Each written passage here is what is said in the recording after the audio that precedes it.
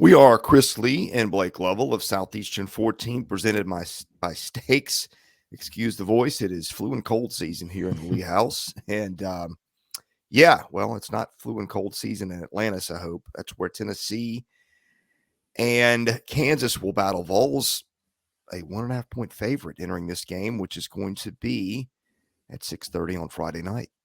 Yep, nice. I think again, this was the game we kind of all, I think, probably expected in terms of if you were going to look at the teams you thought could meet in the championship game here. It was kind of what you expected, I think, to see these two get there, and of course, got there in different ways. Hard fought wins for both in terms of again, kind of getting to this point, and Kansas beats Wisconsin in overtime, won a tough game against NC State in that first game. And then, of course, Tennessee also wins in overtime against USC. That was a very good performance for the Vols, I thought, to win that game the way they did, their defense specifically in that overtime period. Of course, to play Julian Phillips, I thought was the biggest sort of, revelation here in terms of if they're getting that kind of production from him, they're going to be a hard team to beat. So, yeah, it's a very interesting setup here. Kansas ranked third in the AP poll, but Tennessee a favorite heading into this one, and I think that kind of tells you a little bit of something here. A slight favorite in terms of our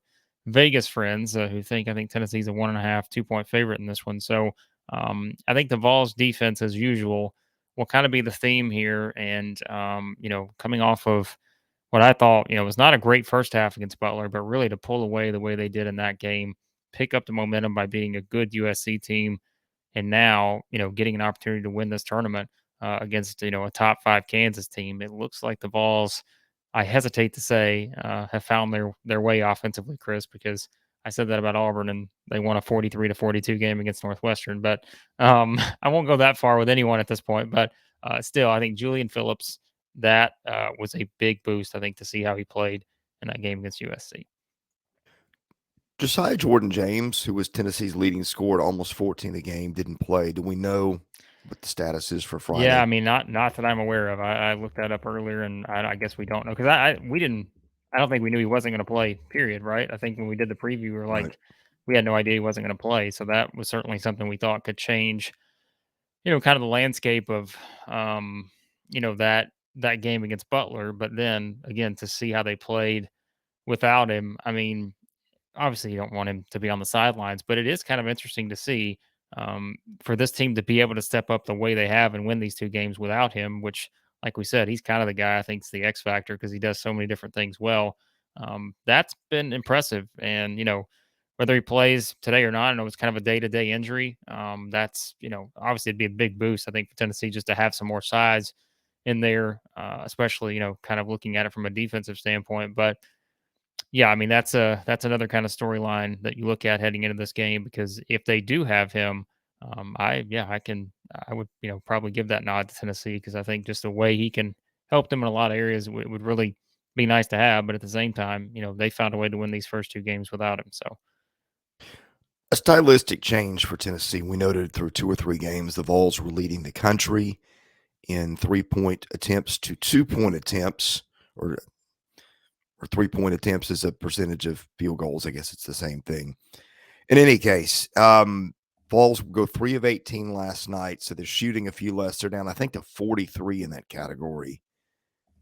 Is that something that holds going forward? I guess against Butler, the Vols were what, 5 of 15. So yeah, Tennessee don't shoot seeming as to many go threes. more Yeah, away. Yeah, well, maybe that's the thing that yeah. Tennessee was missing all along. Yes, we said it right. We were like, why is this team shooting as many threes as they are in those first three games? But now I think they're starting to realize that that's not where they're going to have their most success. And I think again, getting to the free throw line, like that's been a big part of this too.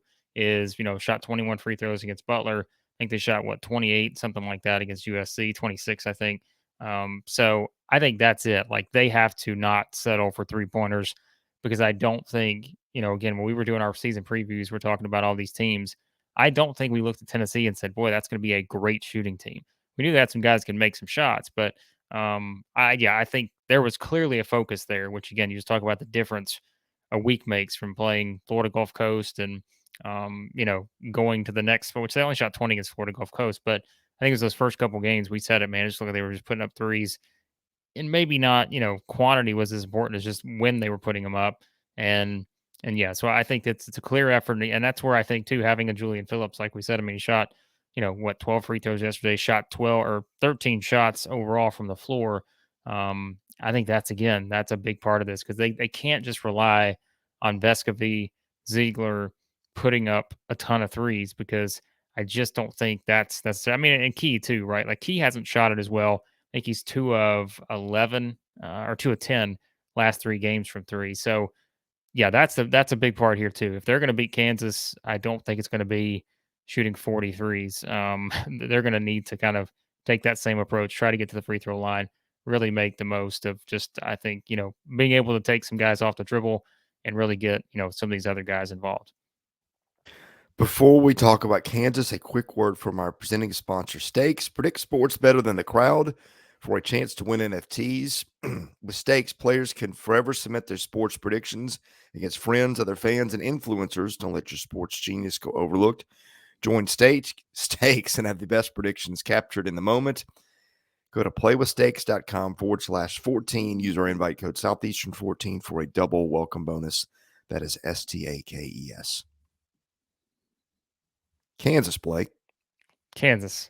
I'll take it from here. The Jayhawks. Thank God.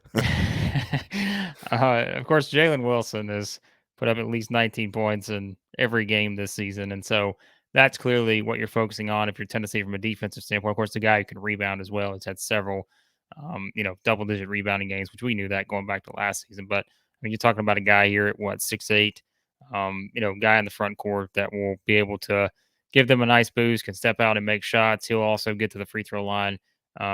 So that's priority number one. If you're looking at it from Tennessee standpoint on the defensive side, of course, Grady Dick as well, 16.8 points per game. Someone that I think, again, will be able from the guard position, hit a lot of threes. He's hitting 19 threes to this point in the season in Kansas's first 6 games. So he's someone we talk about, the 3-point ball for Tennessee. If they can get Vescovy to knocking down more threes consistently, which he just has not done. In the tournament, he's 4 of 15. We talked about kind of his shooting struggles this season, period. But the fact that they can win without him, that's impressive. But if you look at Kansas, those two guys, again, I think are the key to their offense. McCullough will play a big role as well, someone who plays a lot of minutes. So I think Kansas is kind of team that, quite honestly, you're going to see. I think this team, their guard play is, like we said, with Tennessee. I mean, that's kind of what you look at, and it's that trio of Ziegler, Key, Vescovy. That's such a big part of what they do. I think on the the side for Kansas, when you look at the guys, like a McCullough, a Dick, Harris, like all those different guys. I just think again, and we're not talking traditional guards at time, but just some of the perimeter play that you're going to see here. That's your matchup here, and I think that's probably what decides this game. When you look at it just from the Jayhawks standpoint, and again with the Bill Self team, they're going to get up and down the floor a bit. They've shot it pretty decently from 3 as well, and another team that's going to defend too. So I fully expect this to be kind of that grinded out third 3 games, third game in 3 days type scenario where you have 2 teams that are maybe the jump shots aren't falling, the way they were on day one. And you kind of have a defensive grind here for both teams because both teams can play defense. And, again, I don't want to take anything away from Kansas on the defensive side, but when we look at Tennessee, and it does look like they are an elite defensive team, again, to this point in the season. We're going to be previewing every single key basketball game involving SEC teams this year, probably, if not close to it. We are certainly doing that for football. So if you've not seen those, be sure to hit that subscribe button so you can catch them. All right, Blake, before we go, quick prediction on this one. Yeah, like I said, I was surprised to see Tennessee as the favorite here. I mean, everyone, like I'm looking around Vegas, like a lot of the odds, like everybody's picking Tennessee in this game. And I think for me, Chris, it's probably the only reason I'm a little hesitant to do that is because we've seen Kansas. Well, yeah. And, we've seen Kansas win a lot of close games this season. They beat Duke by 5. They beat NC State by 6. They find a way to beat Wisconsin in overtime. I just think that, there's something to that. And I just worry about the offensive stretches for Tennessee still, even though, again, the way they won that USC game, you can't take anything away from them. I'd feel better about picking Tennessee here if I knew Josiah Jordan-James was going to play. I think not knowing that, like I said, Chris, it works, right? I picked against Alabama in the Michigan State Yeah, game. I said I did too. if I pick against the SEC teams, it seems to be doing well in that trend. When I pick them to win these big games, they usually lose them. So we're going to use the reverse mojo here. If I knew Josiah Jordan James was Yeah. playing, I would pick Tennessee. But again, I don't think this is a bad Kansas team. They're third in the country, and again, they've won a lot of close games at this point. Yeah, this is your toss up. Like everybody has it at like a 2-3 point game, one way or the other. Um, Man, this would be a huge win for Tennessee. And like I said, Yeah. if we knew what our predictions were going to be, we wouldn't be doing this. We'd be putting all our money in Vegas. But I think without James, this is a pretty battle tested Kansas team, and maybe they sneak this one out again. Maybe we go to overtime again for these two teams. We'll see. So. All right. He's Blake Lovell. I'm Chris Lee. Thanks for watching us here on Southeastern 14, presented by Steaks.